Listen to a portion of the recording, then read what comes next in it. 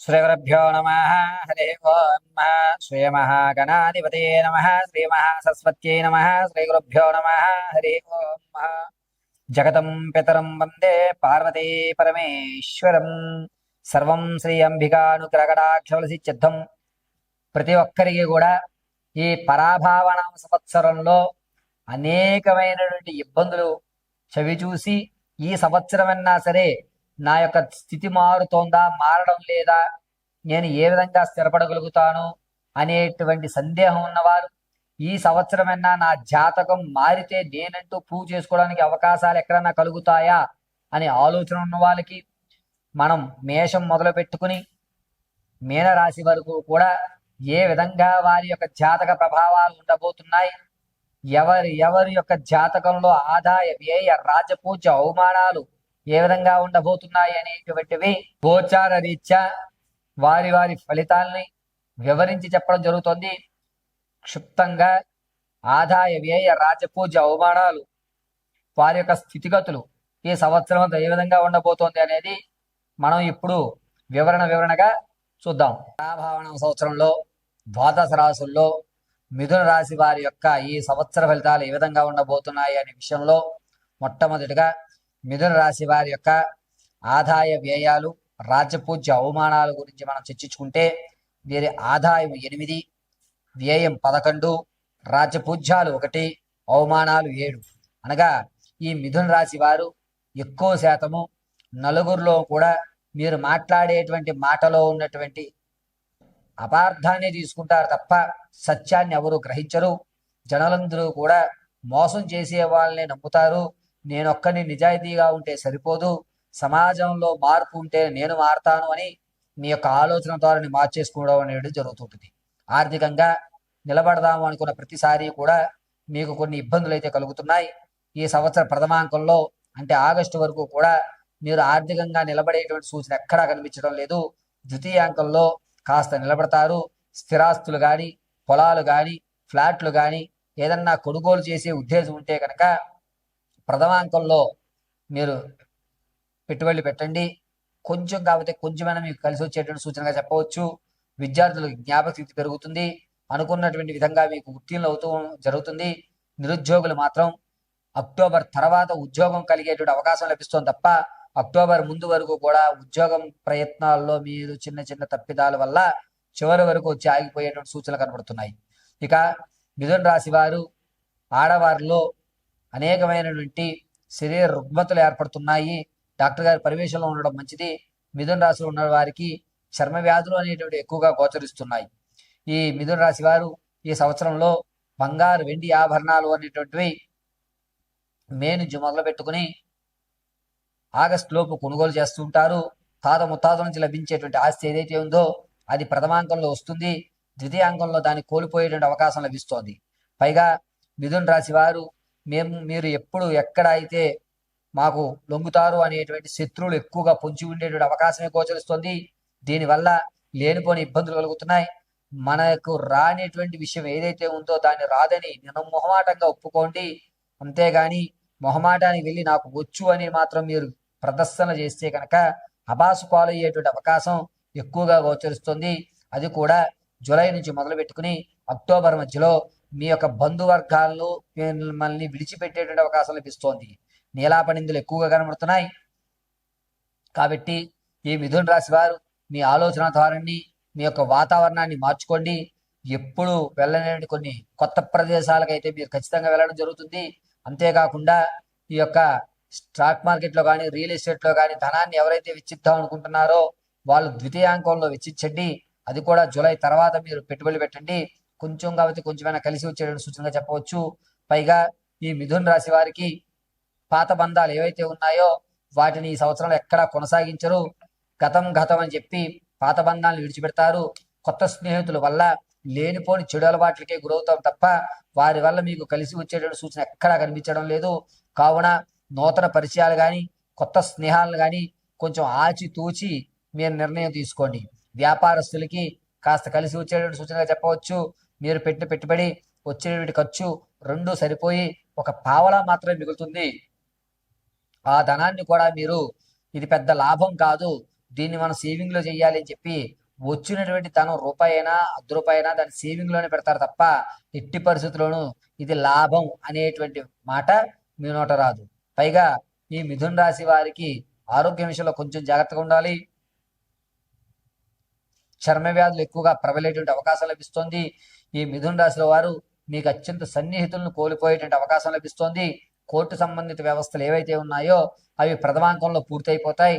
ద్వితీయాంకంలోకి మాత్రం వాయిదా పడితే ఈ సంవత్సరం అవి కావు. 90% కోర్టు సంబంధిత వ్యవస్థలన్నీ కూడా పూర్తి అనేటువంటివి అక్టోబర్లోగానే మీకు పూర్తయిపోయి చక్కగా ఎట్టి పరిస్థితుల్లోనూ కోర్టు సంబంధితమైన వ్యవస్థలు మీకు నడవకుండా ఉంటాయి. ద్వితీయాంకంలో మాత్రం కొన్ని ఇబ్బందులు, కొత్త పరిచయాల వల్ల అనేకమైన ఇబ్బందులు కలుగుతున్నాయి.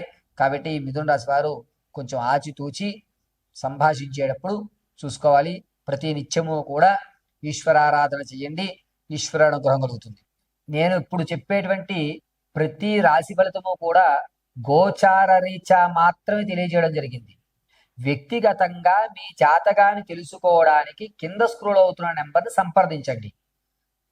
ఆ నెంబర్ సంప్రదించినప్పుడు మీ date of birth, time, place of birth ఈ 3 ఆధారాలుగా మీ పూర్తి జాతకాన్ని విశదీకరించి చెప్పడం జరుగుతుంది.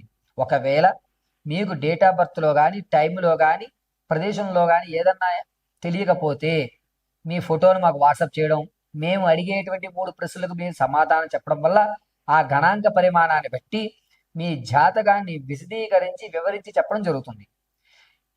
ఖచ్చితంగా మీకు ఉద్యోగ ప్రాప్తి ఎప్పుడు కలుగుతుంది, గ్రహదోషాలు ఏమన్నా ఉన్నాయా, వివాహం కాకపోవడానికి కారణం ఏమిటి, సంతానం కలగకపోతే కనుక ఏ విధమైనటువంటి పరిహారాలు చేసుకోవాలి, అదేవిధంగా ఉద్యోగంలో ప్రమోషన్ రావడానికి ఏ విధమైనటువంటి దేవతారాధన చేయాలి, ఏ రోజు ఏ దీపారాధన గావించుకుంటే ఏ దేవతామూర్తి యొక్క నామస్మరణ మనం చేస్తే మనకి కలిసి వచ్చేటువంటి యోచనగా ఉంటుంది, ఆర్థికంగా నిలబడాలి అంటే గనక ఏ దేవతామూర్తి యొక్క మూల మంత్రాన్ని మనం పఠించుకోవాలి, ప్రేమ వివాహం చేసుకోవాలా లేకపోతే అరేంజ్డ్ మ్యారేజ్ చేసుకోవాలా అనేటువంటి సందిగ్ధంలో ఉన్న మీ భవిష్యత్తు ఉన్నతమైన స్థితిగతులు పొందాలన్నా, పూర్తి మీ జాతకాన్ని తెలుసుకోవాలన్నా కింద స్క్రోల్ అవుతున్న నెంబర్ని సంప్రదించండి. పూర్తిగా మీ జాతకాన్ని తెలుసుకోండి. ఖచ్చితంగా చెప్తున్నాను, మరొకసారి వినండి. ఇప్పుడు వరకు నేను చెప్పినటువంటి ఈ ద్వాదశ రాశులు అంటే మేషం నుంచి మీనం వరకు కూడా గోచార రీత్యా మాత్రమే తెలియజేయడం జరిగింది. శ్రీ గురుభ్యో నమః. హరి ఓం. జగతం పితరం వందే పార్వతీ పరమేశ్వరం. అందరికీ కూడా పరాభావనామ సంవత్సరంలో అనుకున్నటువంటి కార్యక్రమాలు పూర్తి అవుతూ అప్పులు బాధలు లేకుండా, ఎటువంటి అనారోగ్య వ్యక్తులు లేకుండా పరిపూర్ణమైనటువంటి మీ ధర్మమైన మనోవాంఛలను తీరాలని ఆ జగదాంబిక దుర్గీ కటాక్షం కలుగుతూ ఉండాలని మనస్ఫూర్తిగా కోరుకుంటూ అందరికీ ఉగాది శుభాకాంక్షలు. అయితే ఈ ఉగాది నుంచి కూడా మన భారతదేశంలో జరిగేటువంటి మార్పులు ఏమిటి, అది రాజకీయంగా కానీ ఏమైనా అలజడులు జరుగుతాయా, పెను ప్రమాదాలు ఏమైనా పొంచి ఉన్నాయా, గ్రహణాలు ఏ నెలలో వస్తున్నాయి, అదేవిధంగా రైతులు కానీ నిరుద్యోగులు కానీ ఉద్యోగంలో ప్రమోషన్ల కోసం ఎదురు చూస్తున్న వారికి కానీ ఏ విధమైన ఫలితాలు జరగబోతున్నాయి, ఈ పరాభావనామ సంవత్సరం రాజుస్థానం, మంత్రిస్థానం, అదేవిధంగా సైన్యాధిపతి, ధాన్యాధిపతి, రసాధిపతి, మేఘాధిపతి, నీరసాధిపతులు ఎవరు, వారి ఆ యొక్క పదవి వల్ల ప్రపంచంలో జరిగేటువంటి వింతలు ఏమన్నా ఈ సంవత్సరంలో చోటు చేసుకుంటున్నాయా అనేటువంటి విషయాన్ని క్లుప్తంగా మనం చర్చించుకున్నట్లయితే కనుక, ముందుగా పరిపాలించేటువంటి రాజస్థానాన్ని గురుడికి ఇవ్వడం, దీనివల్ల అనేకమైనటువంటి మార్పులు కేంద్రాల్లో జరగడం, కేంద్రము ఒక కఠినమైనటువంటి నిర్ణయాలు తీసుకోవడం, దీనివల్ల ప్రజల్లో నాయకుల మీద కాస్త అసంతృప్తి అనేటువంటిది ఏర్పడము, రాజకీయ విషయాల దగ్గరికి వచ్చేసరికి అత్యంత పెను మార్పులు సంభవించడము అనేటువంటివి ఖచ్చితంగా జరుగుతూ ఉంటాయి. ఇక బొగ్గు, ముత్యం, పత్తి, నూనె, అదేవిధంగా జొన్నలు, వీటి యొక్క ధరలు కాస్త పెరగడం అనేది జరుగుతూ ఉంటుంది. పైగా రాజు గురుడు అవ్వడం వల్ల జనాల్లో నాయకుల మీద అపనమ్మకం పెరగడం, ఉగ్రవాదులు అనేటువంటివి లేకుండా ప్రశాంతమైన జీవితం సాగటం, ఆగస్టు నుంచి నవంబర్ మధ్యలో మాత్రం కొన్ని అగ్ని ప్రమాదాలు, వాహన ప్రమాదాలు ఎక్కువగా జరిగేటువంటి సూచనలు కనబడుతున్నాయి. ఇక మంత్రిస్థానానికి కుజుడు ఇవ్వడం, కుజుడు మంత్రిస్థానంతో ఉండడం వల్ల ప్రతి ఒక్కరూ కూడా పరిపాలించేటువంటి వారు కానీ, వ్యవసాయం చేసేటువంటి వాళ్ళు కానీ, విద్యార్థులకు కానీ కన్ఫ్యూజ్ మైండ్ అనేటువంటిది ఏర్పడుతూ ఉంటుంది. ఏది ఆలోచిద్దామన్నా సరైన నిర్ణయం తీసుకోలేక అవకతవకలకు అనేటువంటి గురవుతాం జరుగుతుంది. పైగా మీరు తీసుకున్నటువంటి నిర్ణయం పని పూర్తయ్యేంత వరకు కూడా నేను తప్పు నిర్ణయం తీసుకున్నాను, తప్పుడు నిర్ణయం తీసుకున్నాను అనే ఆలోచనతోటే మీరు ఎదగసాగడం అనేది జరుగుతూ ఉంటుంది. ఇక సైన్యాధిపతిగా చంద్రుడు ఉండడం వల్ల కొంతవరకు పప్పు దినుసులు, అదేవిధంగా వ్యాపార సంస్థలు కూడా కాస్త తగ్గుముఖం పడతాయి. వ్యాపారాలు జోరుగా జరిగేటువంటి అవకాశం కనిపించడం లేదు. వ్యాపారం ఎవరైనా సరే, ఏ వ్యాపారస్తులైనా సరే తన ఆర్థిక ప్రణాళిక అవకతవకలతోటే నడుస్తుంది తప్ప అధిక లాభాలు అనేటువంటి జరగవు. ద్రవ్యోల్బణం కాస్త కింద పడుతుంది. బంగారు వెండి ధరలు కూడా తగ్గేటువంటి అవకాశాలు ఎక్కువగా కనబడుతూ ఉంటాయి. విందు వినోదాల్లో మాత్రం కాస్త ఇబ్బందులు కలుగుతూ వాతావరణం అంతా కూడా చికాకులతో కూడుకున్నటువంటి వాతావరణాలే ఎక్కువగా గోచరిస్తూ ఉన్నాయి. అదేవిధంగా సైన్యాధిపతిగా శుక్రుడు సైన్యాధిపతిగా ఉండడం వల్ల భారత సైన్యానికి కలిసి వచ్చేటువంటి సూచనగా చెప్పవచ్చు. కొత్త కొత్త సైన్స్ పరంగా కొత్త కొత్త వరవల్లోకి మనం రావడం, భారతదేశం అగ్రస్థానానికి వెళ్ళేటువంటి అవకాశం, ఇతర దేశాలు నివ్వెరపోయేలా, ఇతర దేశాలు భయపడేలా మన యొక్క భారత జట్టు కానీ, అదేవిధంగా ఇతర రంగాల్లో కూడా సైన్స్ పరంగా కానీ, టెక్నాలజీ పరంగా కానీ, ఆటల పరంగా కానీ, సాహిత్య పరంగా కానీ మనకంటూ ఒక ప్రత్యేకమైన గుర్తింపు ఏర్పడేటువంటి అవకాశం ఏర్పడుతోంది. భారతదేశం వైపు ఇతర దేశాలు తొంగి చూస్తూ అవ్వేరిపోయేటువంటి అవకాశం ఏర్పడుతోంది. ఇక ఆర్ఘ్యాధిపతి చంద్రుడు అవుతూ ఉండడం వల్ల అనారోగ్య సమస్యలు వెంటాడేటువంటి అవకాశం ఏర్పడుతోంది. పళ్ళ వ్యాపారస్తులు మాత్రం కాస్త ఇబ్బందిదాయకంగా ఉంది. అధికమైనటువంటి ఎండలు గోచరించడం, వృద్ధులు మాత్రం చాలా జాగ్రత్తగా ఉండేటువంటి సూచనగా చెప్పవచ్చు. అంతేకాకుండా మేఘాధిపతి చంద్రుడు అవుతూ ఉండడం వల్ల సకాలంలో రావాల్సిన వర్షాలు వడగళ్ల వర్షాలుగా, రావలసినటువంటి ఋతుపవనాలు కాస్త ఆలస్యంగా రావడం, దీనివల్ల రైతు కొంచెం ఇబ్బంది పడేటువంటి అవకాశం ఏర్పడుతోంది. తగు భూసారం అనేటువంటి తగ్గడం, నీటి కొరత అనేటువంటిది కొంచెం ఏర్పడడం, ప్రాజెక్టులు ఏవైతే ఉన్నాయో, నీటికి సంబంధించిన ప్రాజెక్టులు ఏవైతే ఉన్నాయో అవి ఆగిపోవడం అనేది ఎక్కువగా గోచరిస్తుంది. రసాధిపతి సూర్యుడు అవుతూ ఉండడం వల్ల భార్యాభర్తల మధ్య కానీ, లేదా స్నేహబంధమైనటువంటి విషయాల్లో కానీ అవకతవకలు ఏర్పడుతున్నాయి. ఒకరి మీద ఒకరికి అపనమ్మకం అనేటువంటిది ఎక్కువ ఏర్పడేటువంటి అవకాశం ఏర్పడుతుంది.